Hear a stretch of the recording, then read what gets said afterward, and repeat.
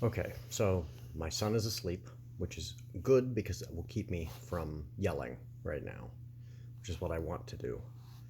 I am so frustrated and angry that it's a good thing I don't have to deal with any other human beings because I would probably snap. And I am trying to stay somewhat calm, but I have to get this out so that I can go to sleep and go back to school and teach tomorrow and treat my students with the dignity that they deserve. But I am livid. So in one day, I had one Trump fan hop on and write a criticism of Shout, this new anthology of resistance literature that we put out. Fine, like that's to be expected.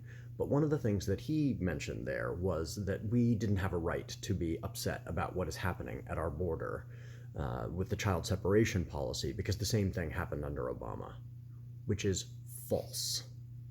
So already I'm angry and frustrated with that falsehood being repeated. And then a very liberal friend got angry with me because he felt that I was being too strident about it and I was going to be turning people off with my tone, that it was a bullying tone to be very upset about this. And then in my response to him, this libertarian guy that I know hops on and goes off about his normal, well, what aboutism? What about this? What about that? Both parties are the same. And I just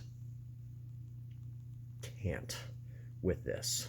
And so I tried to explain.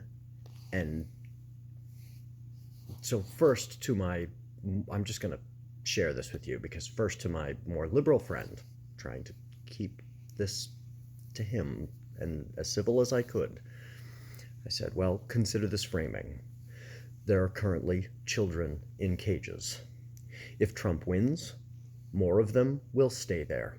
If a Democrat wins, they will likely be set free.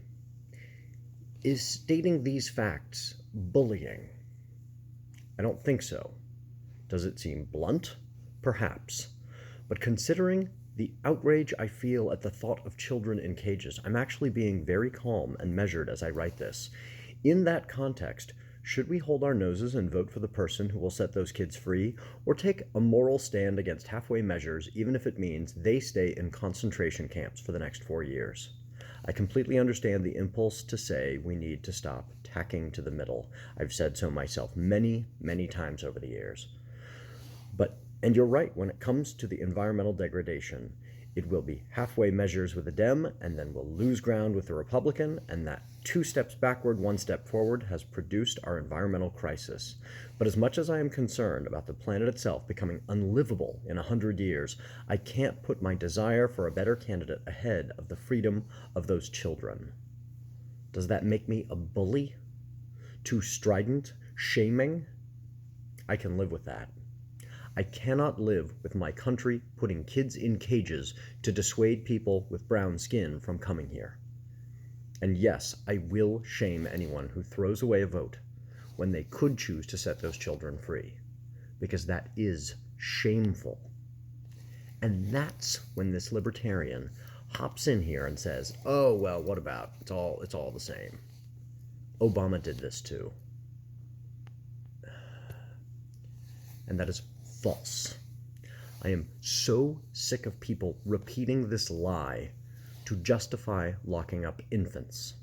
Under the Obama administration, if a teenager walked across the border by himself and was caught, he was detained, always for less than 30 days, so he could be delivered to family members in this country. Under Trump, the policy was changed so that when families came in and asked for asylum, which is legal, their children were literally ripped from their arms, and those children can be held indefinitely for the express purpose of scaring other legal asylum seekers from coming here.